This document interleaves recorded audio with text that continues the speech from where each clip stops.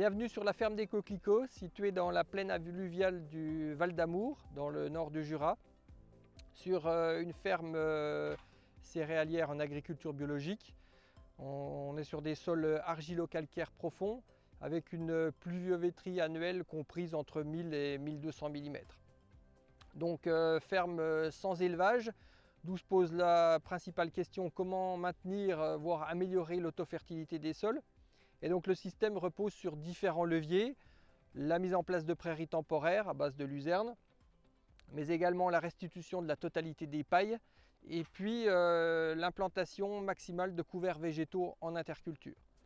Confrontés à des étés de plus en plus secs, et étant donné que nous trions et stockons la totalité des céréales sur la ferme, il est toujours difficile de semer juste derrière la moissonneuse, d'où l'idée de semer par anticipation sous couvert des céréales et des cultures.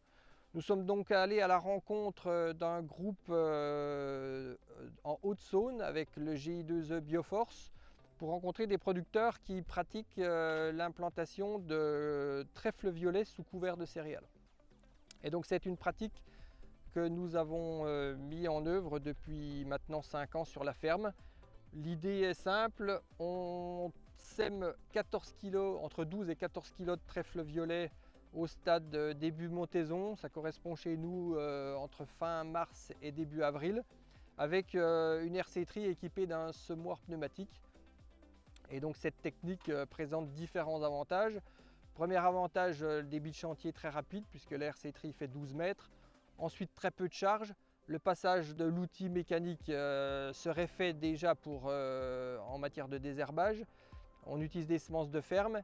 Et puis depuis 5 ans, c'est vrai que les résultats sont plutôt très bons, puisqu'on a une couverture du sol qui est bien installée dès la moisson.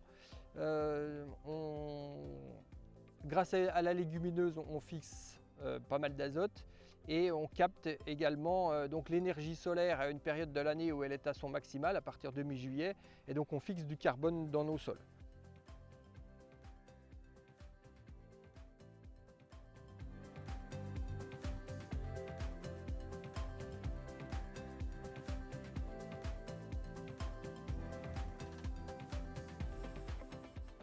Donc là, nous sommes sur une parcelle, nous sommes le 7 août. Elle a été récoltée il y a 3 semaines environ, et on voit que le trèfle est en train de faire ses premières fleurs.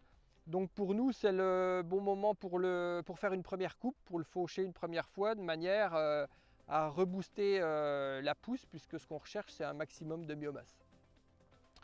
Donc c'est une pratique que nous avons démarrée sur des intercultures longues, avant des cultures de printemps. Et au vu de son efficacité, nous avons décidé maintenant depuis 2 ans de la généraliser, y compris sur les intercultures courtes.